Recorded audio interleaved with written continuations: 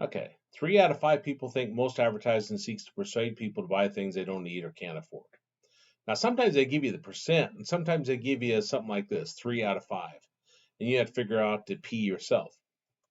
Now, 3 out of 5 means 3/5, so P is going to equal to 3/5.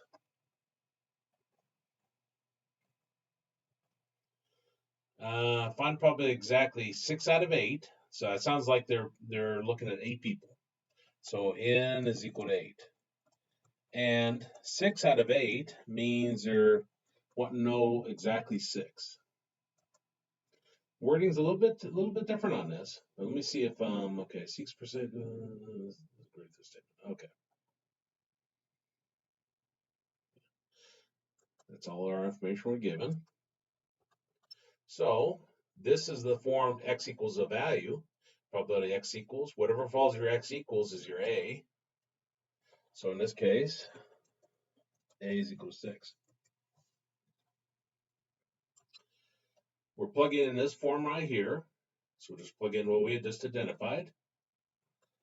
So equals binom dot dist. A and P. A is 6, N is 8, P is 3/5, and then false was our last parameter on that. And then press enter.